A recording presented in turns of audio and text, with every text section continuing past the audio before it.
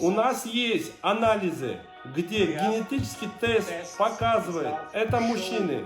Lui, c'est Oumar Kremlev. Cet oligarque russe est le président de l'IBA, la Fédération internationale de boxe, et il représente tout ce qui ne va pas avec cette organisation.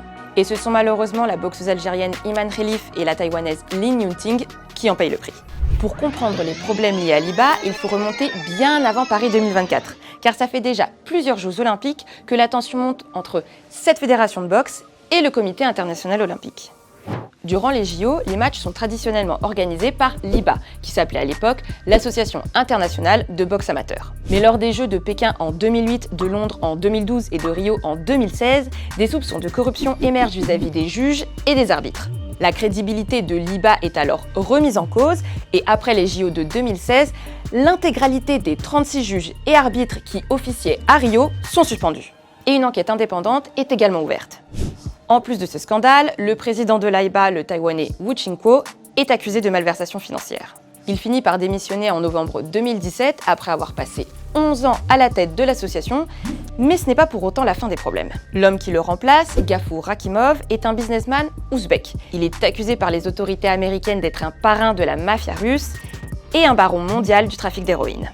Et ça, évidemment, ça n'enchante pas vraiment le CIO qui décide de retirer à l'IBA son droit d'organiser les compétitions de boxe lors des JO de Tokyo. La présidence de Rakhimov sera d'ailleurs de courte durée puisque 14 mois plus tard, il démissionne. C'est là qu'en 2020 arrive Oumar Kremlev. Ce proche de Vladimir Poutine promet de restaurer la réputation de l'organisation, mais spoiler alerte, ça ne va pas marcher. Il commence par changer le nom de l'organisation qui devient l'International Box Association. Durant les mondiaux de boxe de 2023, Iman Khelif bat Azalia Amineva, boxeuse russe jusqu'alors invaincue. Mais alors que la compétition bat son plein, la boxeuse algérienne et la taïwanaise Lin Yunting sont disqualifiées. L'IBA déclare que celles-ci ont échoué à se conformer aux critères d'éligibilité pour participer à la compétition féminine, sans donner plus de détails sur les tests en question.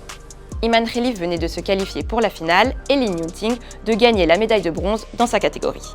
3 mois plus tard, le CIO écarte de nouveau l'IBA pour l'organisation de la boxe olympique lors des Jeux de Paris 2024. Il reproche notamment à la fédération son manque de transparence concernant le financement de la compagnie gazière russe Gazprom. Le comité olympique décide alors de se charger lui-même de la boxe en 2024 et comme il ne reconnaît pas les tests de l'IBA, il autorise Iman Khelif et Lin Yunting à participer aux Jeux. There were 2 athletes who were tested during the middle of a World Championship. But the very fact that the decision to do the testing was taken on the spot there, under what purpose, under what the test was for. La guerre ouverte est alors déclarée entre l'IBA et le CIO. Dans plusieurs vidéos, Oumar Kremlev s'en prend directement à Thomas Bach, président du Comité international olympique. Томас Бах – это изгой общества, это нечисть.